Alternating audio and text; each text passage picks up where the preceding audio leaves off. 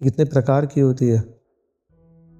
देखिए प्रकार इसकी कला जब मंदिर में आई, सर्वप्रथम सांझी जो है ब्रज में गोबर की बनती है, और वही ललित कला ये सांझी जब देवालयों में आई है तो इसका प्रकार जो है वो अलग हो गया कि प्रिय प्रियतम के निकुंज में जब सांझी बन रही है तो फूलों की बन रही है, रंगों की बन रही है। कुछ रसिक ऐसे भी होते हैं जो कि सूखे रंग से बड़ी अद्भुत तरह की सांझी बनाते हैं, जो कि पानी के ऊपर भी होगी, सूखे ही रंग डले होंगे, और पानी के नीचे भी रहेंगे। बहुत सुंदर बनती है सांझी। कुछ सुदूर प्रांतों से कुछ हमारे पास में चित्र आए थे जिसमें हमने सांझी देखी ड्राई फ्रूट्स की बनी हुई थी, ड्राई फ्रूट से बना रखी थी, किसी ने चावलों को रंग के बना रखी थी, और एक जगह पर तो अलग अलग रंग की दालों से बनाई थी सांझी। तो सांझी समर्पण की एक सेवा है जिससे हम प्रियालाल की उपासना कर रहे हैं। देखिए पथ जो है ना हमारा, वो ये भक्ति मार्ग का जो पथ है उसको प्रशस्त करने के लिए जितने भी तरह के उपाय हम कर सकें, वो सारे उपाय जो है वो सब एक शब्द में आ जाते हैं, समाहित होते हैं, जिसको हम कहते हैं सेवा। तो वो सेवा किसी भी प्रकार की हो, भले ही फूल बंगला है, झूला है, सांझी है, जन्माष्टमी राधाष्टमी है, इन सभी सेवाओं से प्रियालाल के बीच में प्रेम का वर्धन होता है। तो सांझी भी एक इसी तरह की सेवा है कि वन विहार का एक बड़ा सुंदर उत्सव, शरद ऋतु का आगमन होने वाला है, और शरद ऋतु से पूर्व वन में जितने भी पत्र फूल जो हैं वो बड़े ही सुंदर रूप से वहां पर खिले हुए हैं। पत्तियां पेड़ों की सारी धुली पुची हैं, बिल्कुल साफ सुथरी। आकाश जो है वो भी साफ है, कभी कभी हल्की हल्की सी फुहार आ जाती हैं बारिश की। फूल जो है वनों में प्रचुर मात्रा में मिल रहे हैं, तरह तरह के फूल जो हैं इस समय पर वन में आपको मिलेंगे। तो ऐसे में सखियों ने ये सोचा तो क्यों ना एक ऐसा उत्सव मनाया जाए कि वन की संपदा से ही ठाकुर जी का कोई सेवा करी जाए। इसमें फूल भी हैं, पत्ती भी हैं, और उन सेवा के माध्यम से प्रभु और प्रिया जी को जो है मिलाया जाए। तो ये एक मिलन का उत्सव है सांझी।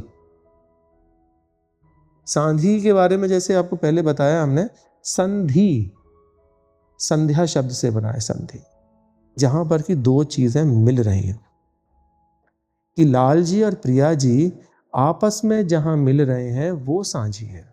एक ऐसा उत्सव जहां पर कि सखियों ने ही चेष्टा करी कि प्रिया जी को वन विहार करने के लिए ले जाए, और लाल जी तो वहां पर यह वनराज हैं ही। सूरदास जी का पद आता है ना, वो पूछते हैं कि प्यारी तुम कौन होरी, फुलवा बीनन आई, नेह लगन को बनो बगीचा, फूल रही फुलवारी। ठाकुर जी पूछ रहे हैं इसमें कि भैया तुम कौन हो प्यारी, जो इस नेह लगन के बगीचा में कैसे आप फिर रही हैं, किसी की परमिशन ली आपने? तो ललिता जी कहती हैं कि अच्छा भैया, ये तो वही वाली बात हो गई, उल्टा चोर कोतवाल को डांटे। बगीचा ये हमारे बरसाने का, और तुम कह रहे हो तुम हो वनमाली यहाँ के? यहाँ के वनमाली कैसे हो गए? और वास्तव में तो ठाकुर जी ही हैं वनमाली। जितने पुष्प रूपी सखियां, जितनी भी जो है सखियां, उन सबके वनमाली हमारे ठाकुर जी हैं। तो ललिता जी कहती हैं वहां पर कि भैया हट ना करो, ये सारा बगीचा तो हमारा ही है। और जब प्रिया प्रियतम की सखियों में और सखाओं में ये आपस में संवाद चल रहा था, तो वहां पे सूरदास जी वर्णन करते हैं कि सूर श्याम राधा मुख निरखत, इकटक रहो निहारी। उन सखा और सखियों में तो ये सारी बातें चल रही हैं, पर ठाकुर जी और प्रिया जी क्या कर रहे हैं? एक दूसरे को अब पलक झपके हुए निहार रहे हैं। ये वन विहार है। लाल जी और प्रिया जी को सबसे अच्छा उत्सव वन विहार का ही लगता है। हम लोग कहीं पे बाहर घूमने जाते हैं तो अच्छा लगता है ना हमें, रिजुविनेशन की फीलिंग सी हो जाती है कि हाँ भैया, जितनी भी सारी दिमाग में उथल पुथल चल रही थी वो सारी हम भूल गए, ठीक है, कुछ नई चीज़ देखने को मिली। तो प्रियालाल के साथ में भी यही है कि वो लोग भी जब वन विहार के लिए जा रहे हैं तो उनको नए नए फूल, नए नई पत्तियां, नई नई सुंदर सुंदर कुंज, और ऐसी कुंज हैं जो कि उनको देखते ही देखते सुंदर हो जाती है। कोई मालती के कुंज के पास में से ठाकुर जी निकलने वाले हैं और उस कुंज को पता पड़ता है कि प्रियालाल पधार रहे हैं, तो उसमें से जो है वो तरह तरह के फूल निकल आए, मौसम के भी और बेमौसम के भी, और उन सारे फूलों में परस्पर होड़ लग गई कि किसकी खुशबू जो है वो सुंदर होगी सबसे ज्यादा, इससे कि प्रिया जी जो है उसी को चुन लेंगे। ऐसी लीला होती है वन विहार में। प्रिया जी जो है जब फूलों को चुन रही हैं, किसी डार से वो फूल तोड़ नहीं पा रही हैं, तो लाल जी को भी मौका चाहिए। लाल जी ने भी प्रिया जी को अपने अंक में भरा और ऊपर उठाया जिससे कि प्रिया जी फूल तोड़ लें। सखी जो है ऐसे दर्शन करके निहार हो जाती हैं, निहाल निहाल हो जाती हैं। सखियां देखती रह जाती हैं, देखो क्या प्रेम है। उठाने वाले से ज्यादा अच्छा जो है वो उठने वाले को लग रहा है। ऐसे कसम के अंक में जो है लाल जी भरते हैं, उनको उठाते हैं। तो यही वन की लीलाएं हैं जो कि उन दोनों को ही अच्छी लगती हैं। हरवंश महाप्रभु क्या कह रहे हैं? वन की लीला लाल ही भावे। लाल जी को वन की लीलाएं सबसे अच्छी लगती हैं। क्यों? वहां पर प्रिया प्रियतम का प्रेम जो है वो ऐसे उन्मत्त हो जाते हैं, वो प्रेम में किसी का भान नहीं रहता है उन्हें। वन की लीला लाल ही भाव है। लाल को अच्छी लग रही है, मन में उसकी अंशी अच्छी लग रही है। क्यों? क्योंकि प्रिया जी मिल रही है वहां पर। गए थे फूल खोजने के लिए, और वहां पर प्रियाजू रूपी फूल जो है वो मिल रहे हैं वहां पर। पत्र प्रसून बीच प्रतिबिंब ही नक्सिक प्रिया ही जनाब। तो बहुत ही सुंदर कुंज है जिसमें लाल जी आज खड़े हुए हैं। ऐसी अद्भुत कुंज, ऐसी अद्भुत कुंज जो कि बारिश के बाद में धुल पुछ के इतनी सुंदर हो गई है कि पूछा मत। उसके फूल के आसन जो है वहां पर बिछे हुए हैं उस कुंज के अंदर। प्रिया जी लाल जी जब वहां पर है तो प्रिया जी की हमारी आभा ऐसी जो कि हर पत्ती पर प्रिया जी का प्रतिबिंब दिख रहा है। नख सिख प्रिया ही जनाब है कि नख से लेके सिख तक हर पत्ती में प्रिया जी के दर्शन हो रहे हैं। अब भैया इतनी सारी प्रिया जी, इतने सारे गुलाब जामुन आ गए ठाकुर जी के सामने। जो गुलाब जामुन का प्रेमी है उसके सामने एक गुलाब जामुन रख दो तो ठीक है भैया, वो सोचता रहेगा। और इतने सारे जब प्रिया जी आ गई उनके सामने, तब थोड़े से अकुलाए ठाकुर जी। महाप्रभु जी कह रहे हैं उसमें, नक्सिक प्रिया ही जवनावे सकुच न सगट प्रगट परिरंबन अली लंपट धुरी धाव। कि लाल जी का स्वभाव जो है वो कैसा है? लंपट स्वभाव है, और अली रूपी स्वभाव है उनका, भंवरे की स्वभाव। भैया एक फूल से दूसरे फूल पे, दूसरे फूल से तीसरे फूल पे, वो लंपट हैं। अब लंपट हैं तो इतनी सारी प्रिया जी मिल गई, अब क्या करेंगी? और प्रिया जी को क्या करना चाह रहे हैं? परिरंभन करना चाह रहे हैं, उनका आलिंगन करना चाह रहे हैं। और ये चीज उनको ध्यान रखनी चाहिए कि भैया उनकी माया जहां पर खत्म होती है, फेल होती है, वो प्रिया जी। कि प्रिया जी के सामने उनकी कोई माया नहीं चल पाती है। माया से पकड़ेंगे नहीं पकड़ पाएंगे। तो परिरंभन की उनकी चेष्टाएं हैं, पर संभ्रम देत कुल की कल कामनी रति रण कलह मचावे। संभ्रम, इल्यूजन, भ्रम दे दिया प्रिया जी ने। कैसे? कि जिधर की तरफ प्रिया जी की तरफ बढ़े ठाकुर जी, प्रिया जी उधर से दूसरी तरफ आ गए। कैसी विचित्र कुंज होगी है। सब जगह पे प्रिया जी दिख रही हैं, और किसको भ्रम दे रहे हो ये तो देखो। उन अखिल कोटि ब्रह्मांड नायक को, जिनकी माया दुनिया में व्याप्त है, वो तो चराचर सृष्टि को भ्रम दे रहे हैं। ये सृष्टि जो है उनकी बनाई हुई है, उनके अंदर ही व्याप्त है ये सृष्टि, और दुनिया को जो है वो भ्रम दे रहे हैं। उनको कौन भ्रम दे रहा है? हमारी प्रिया जो संभ्रम देत कुलक कल कामनी, प्रिया जी के लिए कह रहे हैं कामनी रति रण कलह मचा, कि ऐसा कलह लाल जी के हृदय में प्रकट हो गया। किसका? रति रण का, चेष्टाओं का कण जो है उनके अंदर जो है प्रकट हुआ है कि हा राधा कहाँ है? इधर है। कहाँ है? इधर है। कहाँ है? इधर है। कांच की कमरा में गुलाब जामुन रख दो, चारों तरफ गुलाब जामुन ही गुलाब जामुन लिखेगा, मन करेगा याय ले लें। वो संभ्रम है, आपका भ्रम है।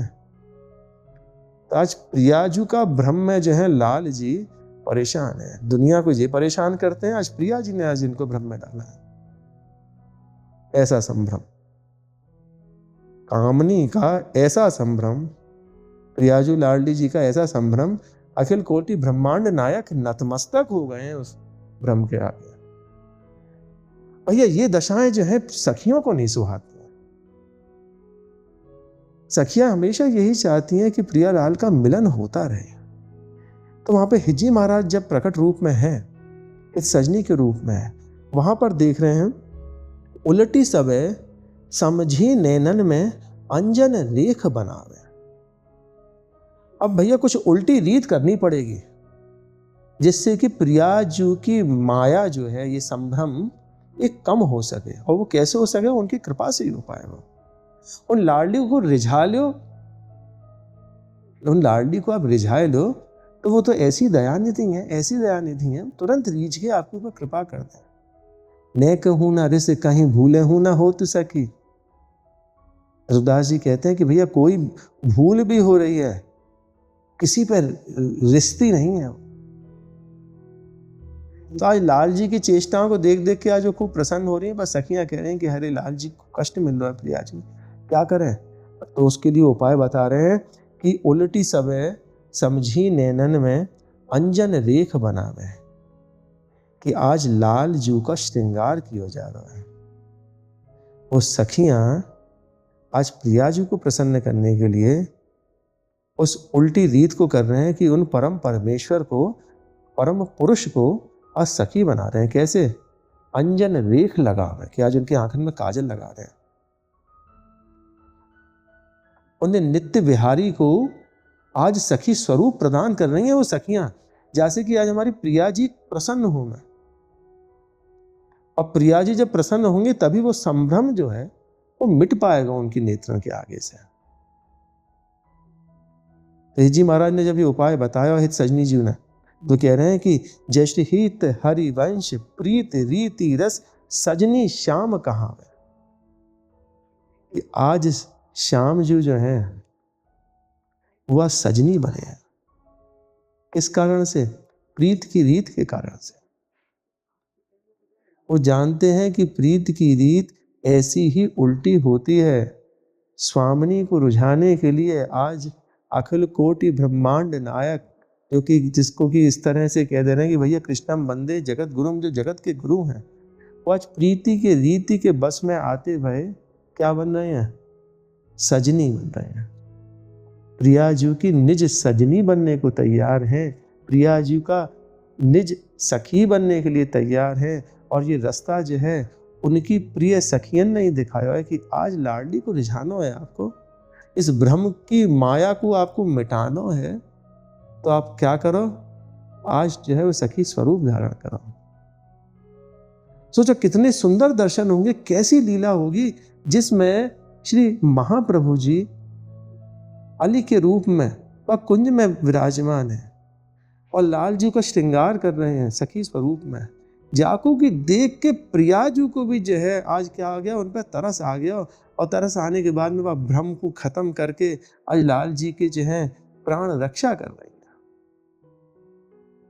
तो रतिरण चल रहा हो उनके मन में, वह रतिरण को जो है समाप्त कर रही है।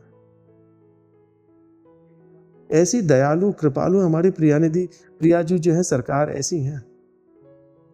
ये हरवंश महाप्रभु की सांझी लीला है। यह पद भाद्र पद पूर्णमासी से लेके अमावस्या तक चलता है, भादों की अमावस्या तक, जब तक सांझी बनेगी। और इसी में ही हरवंश महाप्रभु ने सांझी के दर्शन भी कराए हैं, क्योंकि वह स्वयं में सांझी स्वरूप और वह सखी स्वरूप है, संधि सखी स्वरूप है, जो प्रियाजू और लालजू को मिलाते हैं। वही बाकी की सखियों को आनंद प्रदान करने के लिए प्रियाजू और लालजू के ये सारे उत्सव ऐसे ही मनवाते हैं।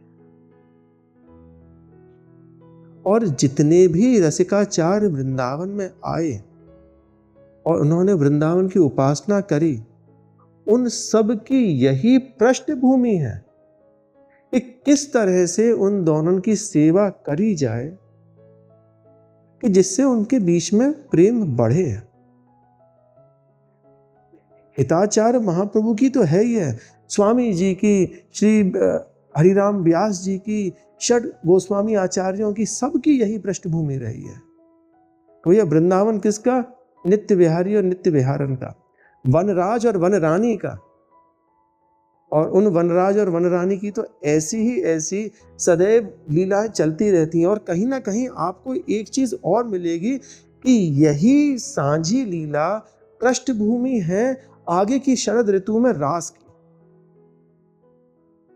यहीं से रास की जो है शुरुआत भी हो जाती है, कि जहां पर प्रिया जी और लाल जी रतिरण के कारण से प्रिया जी इतनी कृपा कर रही है कि लाल जी को सखी स्वरूप दे रही हैं, ऐसे ही सखी स्वरूप प्रिया जी की कृपा से वो महादेव जो हैं तो वृंदावन में आने को तत्पर थे उस महाराज का दर्शन करने के लिए। उनको भी यमुना महारानी रूपी सखी ने एक सखी का स्वरूप दिया, गोपी बनाया। तो ये बात पक्की है कि इन्हीं पदों की वजह मदद से आपका वो सखी स्वरूप का आत्मचिंतन है वो भी बढ़ेगा, और बढ़ने के बाद में आपको उस नित्य विहार के दर्शन भी करवाएगा। इसीलिए इन रसिकों की वाणियों का हमेशा पाठ किया जाता है और उत्सवों के हिसाब से उन पदों को पढ़ के अपने मन में वो भावनाएं जो है वो बनाई जाती।